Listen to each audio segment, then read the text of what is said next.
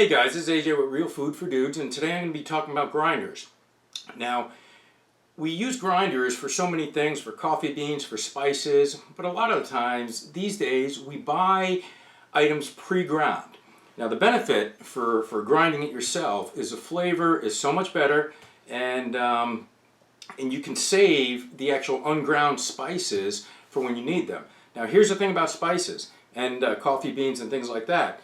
There's oil in them. There's like a microscopic amount of oil in them, and when they're pre-ground and packaged in containers, it eventually evaporates out and dries up. So therefore the spices are not as flavorful as they would be otherwise. I enjoy my spices flavorful. One of the things that I use spices for is to cut down the amount of sugar, salt, and fat, which usually is what makes food taste good. So we'll be talking about the spices in a different episode, but today what I have two manual grinders and two electric grinders to show you. The first one, this is a coffee grinder. I got this in Turkey a long time ago for about $5. They sell similar items like this here.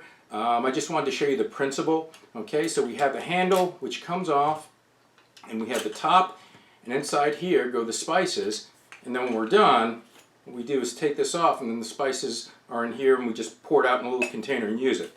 Now, this has a burr gear in it. I would show it to you, but I can't even see down inside with the flashlight. But there's a burr gear, and right here there's a nut that you can adjust for the coarseness of the ground. So I use this a lot because I enjoy it. It gives a medium fine ground, not a fine ground like a powder. So I'm going to demonstrate this for you. So all I do is I got some black peppercorns in here. I usually put it in this jar because it's easier to pour and I don't spill it. So I pour a few in there, and I'm not going to spend all my time grinding.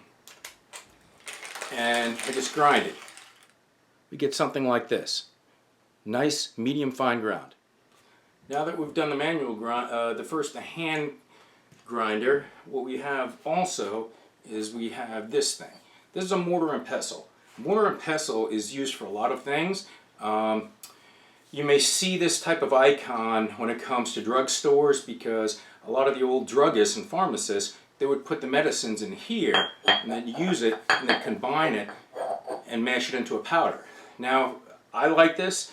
You may see this a lot of times used to serve guacamole in Mexican restaurants, but its real purpose is a grind. I love it because it's heavy. It's made out of granite, so it's very heavy. But this, the pestle here is also granite, and it's nice smooth granite, so I can grind things to a fine powder in this. It takes a little time, but sometimes it's really worth it. I use it for various applications. What you may find also, which is also not a bad substitution, is a pestle made out of wood. It's easy to replace or really cheap to replace at any kitchen supply store. And I'll just show you. I just put a few in here. Okay, and you see what I'm doing? I'm just making a circular motion, and it's the same principle as this, where the burrs move against each other and they grind everything this way. You're acting as the burr here, and you're grinding everything this way. So what I found with the mortar and pestle is I tend to make more of a paste than a powder. But I'll show this to you so you can see it. Okay, you see the powder in here? Okay, it's about not quite as fine ground as the hand grinder, but it's a pretty close second. Okay, next we're going to talk about the electric grinders. I'm not a big fan of the electric grinders unless I have such a large amount to grind that it wouldn't make sense to use a hand grinder. So I have two ones here. I've got the Magic Bullet. It comes with many of these attachments and two blades. This is to powderize, to pulverize things, and it has another blade like a regular blender. I use it for smoothies or if I just need to blend something small. I find that this is a very good addition to my kitchen cabinet. So I use half in here. Okay, the only problem when you grind things electrically, like seeds and nuts, it's very loud. See if I can get it here. Okay, and the reason you pulse it because if you just let it run, the spices will get too hot. Okay, and then you'll lose the oil and the freshness is what you want to grind spices for to begin with. And you have this pretty much the same grind as you do with the mortar and pestle. And I'll show this to you. See, this grind is kind of a medium type grind. I could keep doing it and get into a fine ground, but it's an electric grinder like the Magic Bullet is, but it's a little different because it was made specifically for coffee. So, and the blade is a little different. It's a little deeper as well, so I can grind a little bit more evenly with this. Some people like to use this. You know, I've got no preference. As I said, I like this. I like the hand grinder, but when it comes to electric grinding, this is the way to go. Now I'm going to put the rest of my peppercorns in here, okay, just to show you. Just pour them in there like so.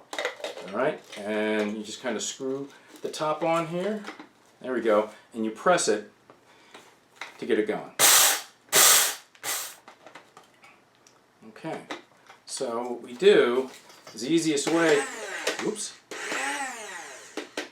is to tap the bottom. Be careful that your hands aren't on the on-off switch like mine just were. Okay, this is a nice medium fine grind as well. Medium fine ground as well. It's kind of like the other electric grinder and the mortar and pestle. So that's it in a nutshell. Those are the different grinders, the hand grinders and the electric grinders, and I find use in all of them. As you can see, I use these almost all the time, depending on the application and what I'm doing. So I've got all the pepper here, which I'm going to use, and I hope that you got some valuable tips from this. So until next time, guys, cheers.